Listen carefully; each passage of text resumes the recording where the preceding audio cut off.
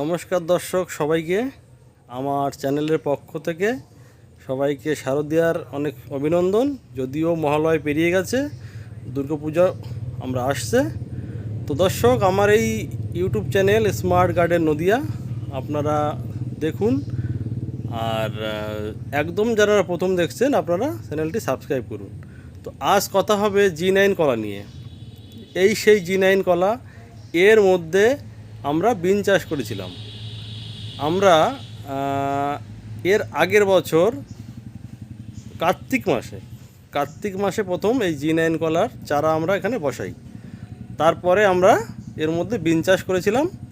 তো এক বছর হতে যাচ্ছে আর কি, আমরা 1-2 পিস হারভেস্ট করে ফেলেছি অলরেডি।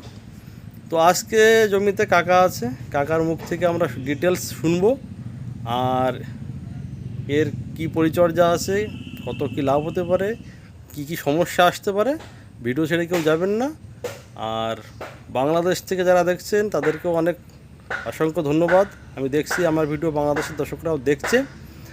আর চারা কি করে পাওয়া যাবে ডিটেলস আমরা বলবো, ভিডিও ছেড়ে কেউ যাবেন না। তো দর্শক, এইখানে দেখতে পাচ্ছি কলা কিন্তু হারভেস্ট হয়ে গেছে। হ্যাঁ, কিছু কিছু যেগুলো আগে এসছে সেগুলো হারভেস্ট হয়ে গেছে। শুধু একটি নয়, প্রত্যেকটা কাঁদি।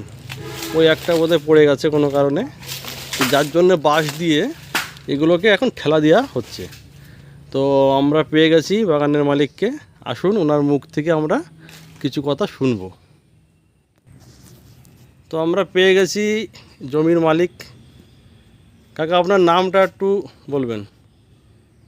আমার নাম, আমি তো আগেও বলেছি, আমাকে আগেও দেখেছো ইউটিউবার, আমার আগে জমিতে আগেও 2-3 বার আসছে। আমার নাম নিমাই বিশ্বাস। তো এই কলা চাষ আপনি কতদিন করছেন, এই G9 কলা? আমি 4-5 বছর হচ্ছে করছি। 4-5 বছর। আচ্ছা, এইখানে কতটা জায়গা আছে? এখানে 2.25 বিঘে জমি আছে। 2 বিঘার থেকে কম? 5 কাঠা কম হবে। মোটামুটি আনুমানিক কতটা চারা আছে? এখানে 700 পিস। 700 পিস চারা আছে, তাই তো? আচ্ছা, আপনি এইটা বলুন দর্শকদের, এই যে আপনার কাঁদি দেখছি, এই এক একটা কাঁদি আনুমানিক কত পিস করে কলা থাকতে পারে? আনুমানিক ধরো 300 পিস কলা থাকবে, মানে এভারেজ, কোনোটা কম কোনোটা বেশি। তো যদি কোনো চাষি বিক্রি করতে চায়, কোনো জায়গায় কিলোতে বিক্রি হয়, কোনো জায়গায় পিচেও বিক্রি হয়, তো 300 পিচের আনুমানিক মানে কেমন আসতে পারে পাইকারি? আনুমানিক 2 টাকা পিস হলেও তোমার 600 টাকা হচ্ছে। মানে 600 টাকা কাঁদি? হ্যাঁ, 600 টাকা। আর যদি 1.5 টাকা হয় তাও তোমার 320, 450 টাকা। দরকার নেই, আমরা যদি 1 টাকা করেও পিস ধরি এভারেজ, 300 টাকা। কারণ বাজার তো কখনো ভালো হয় কখনো খারাপ হয়। 1 টাকা করে পিস হলে পরেও 300 টাকা কাঁদি, এটা নিশ্চিত। তাহলে এখানে 700কে যদি আমরা 3 দিয়ে গুণ করি, এটা হচ্ছে আমাদের বিক্রি। তো খরচ কেমন আসতে পারে খরচ এই 700 পিস গাছে?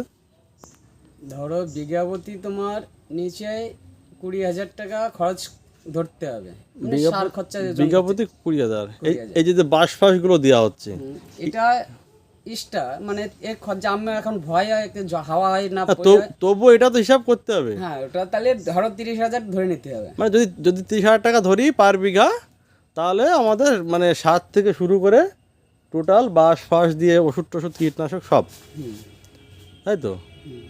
তো তাহলে এবার তুমি একটা কথা বলো, যদি এই ভিডিও দেখে কোনো কৃষক যদি চাষ করতে চায়, সে কি করতে পারে?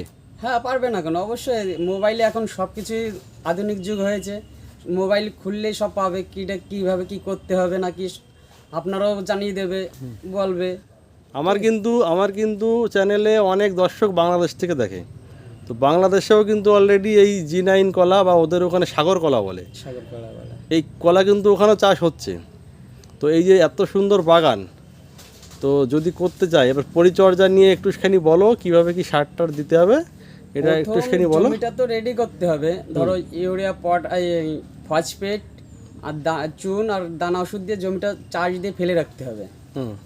ধরো 3-4 চাষ দিয়ে পরে লাগাতে হবে গর্ত করে, মানে প্রথমে। প্রথমে গর্ত করে লাগিয়ে দেবে, হুম, তারপরে আস্তে আস্তে গাছ বাড়বে, আস্তে আস্তে। হ্যাঁ, মাসে মাসে সার দিতে হবে। তো দর্শক, এইখানে কিন্তু যে একটা কলা দেখিয়ে আমরা ভিডিও করছি তা কিন্তু না, প্রত্যেকটা কাঁদি দেখুন, আমার মনে হয় না এমন কিছু হেরফের, কাঁদিগুলো সব সমানে পড়ছে। আচ্ছা, এটা কি 1 বছরের মধ্যে বিক্রি হয়ে যাবে? হ্যাঁ, আমার এই কলাটা 7 মাস থেকে 8 মাসের মধ্যে আমার কলা সব পড়ে গেছে।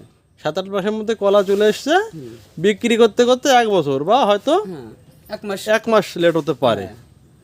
তো দর্শক, বিস্তারিত এ নিয়ে আলোচনা করলে অনেকটা আলোচনা করা যায়।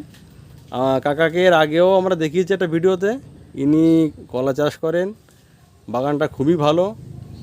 আর বাগান যদি কোনো দর্শকের ইচ্ছা হয় দেখার, আমি এর থেকে আরেকটা জমি যেটা পুরনো ক্ষেত ছিল, হুম এর থেকে ওটা আরো ভালো হয়েছে, 2টো করে রেখেছি, একটা জায়গায় 2টো রেখেছি আমি এখন আপাতত। আচ্ছা পুরনো জমিটা এর থেকে বড় কাজ দিয়ে হয়েছে সেটা। আচ্ছা, কোনো দর্শক যদি তোমার এই বাগান দেখতে চায়, ধরো ভিডিও দেখে তার ভালো লাগলো, সে কি করে আসবে? এখানে আসতে হলে পরে এখানে আসতে রানাঘাট থেকে আসতে হলে যে কোনো টেকারে হোক বাস হোক, রানাঘাটতে উঠলে পরে পূর্ব নওয়াপাড়া বাজারে নামলেও হবে, কি নওয়াপাড়া ব্রিজ বললেও হবে। ব্রিজ। ওখানে আসে নিমাই বিশ্বাস বললে পরেই যে কোনো লোক দেখাই দেবে, সাইডে আমার বাড়ি আছে, দেখাতে পারবো। খেতে দেখে সে যদি পছন্দ হয় চারাও নিতে পারে কি।